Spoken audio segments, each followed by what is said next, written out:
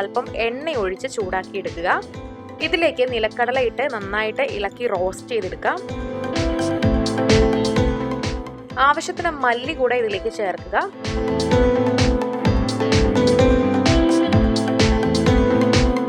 ഇനി ഇതിലേക്ക് ജീരകവും ഉലുവയും കടുകും ചേർത്ത് കൊടുക്കാം. ഇതൊന്ന് ഇളക്കി കൊടുക്കണം.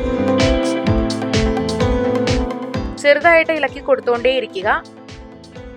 അല്പം കഴിയുമ്പോഴേക്കും കുറച്ച് ചുവന്ന മുളക് കൂടെ ഇതിലേക്ക് ഇട്ട് കൊടുക്കാം. എന്നിട്ടൊരു 3-4 മിനിറ്റ് വീണ്ടും റോസ്റ്റ് ചെയ്ത് കൊടുക്കുക.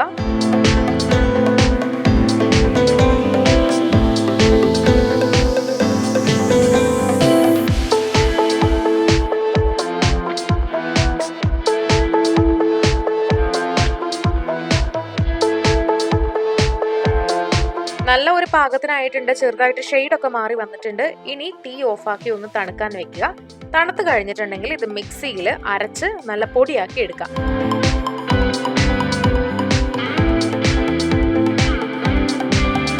ആവശ്യത്തിന് ഉപ്പ് ചേർത്തിട്ട് വേണം ഇത് പൊടിയാക്കി എടുക്കാനായിട്ട്.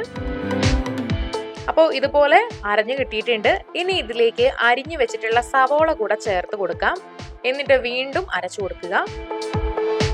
അപ്പൊ ഇതുപോലെ അരച്ചെടുത്തിട്ടുണ്ട്. നമ്മുടെ ചട്നി ഇവിടെ തയ്യാറാണ്.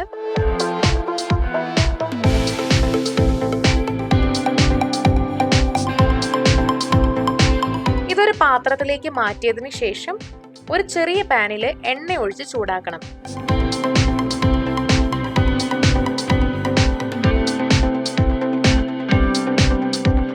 അതിലേക്ക് കടുകും ഉലുവയും ഇട്ട് കൊടുക്കുക.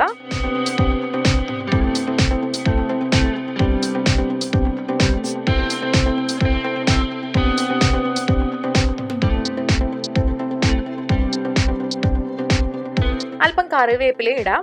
ഇതൊന്ന് പാകമായിട്ട് വന്നിട്ടുണ്ടെങ്കിൽ, നന്നായിട്ട് ഫ്രൈ ആയി വന്നിട്ടുണ്ടെങ്കിൽ നമ്മൾ തയ്യാറാക്കി വെച്ചിട്ടുള്ള ഈ നിലക്കടല ചട്നിയിലേക്ക് ഒഴിച്ചു കൊടുക്കാം. വളരെ സിമ്പിളായിട്ട് സ്വാദിഷ്ടമായിട്ടുള്ള നിലക്കടല ചട്നി തയ്യാറാക്കി കഴിഞ്ഞു. ദോശയുടെയോ ചോറിൻ്റെയോ ചപ്പാത്തിയുടെയോ കൂടെയൊക്കെ നമുക്കിത് കഴിക്കാം. കുട്ടികൾക്കൊക്കെ ഇഷ്ടപ്പെടുന്ന ഒരു ടേസ്റ്റാണിതിന്. അപ്പോൾ നിങ്ങളും വീട്ടിലിത് വേഗം ട്രൈ ചെയ്ത് നോക്കിക്കോളുക. വീഡിയോ എല്ലാവർക്കും ഇഷ്ടമായെന്ന് കരുതുന്നു. ഇഷ്ടമായെങ്കിൽ ലൈക്ക് ചെയ്യുക, ഷെയർ ചെയ്യുക, നിങ്ങളുടെ അഭിപ്രായങ്ങളെല്ലാം കമൻറ്റ് ചെയ്യുക. ഇതുപോലുള്ള കൂടുതൽ റെസിപ്പി വീഡിയോകൾക്കായി സമയം മലയാളം സബ്സ്ക്രൈബ് ചെയ്യുക.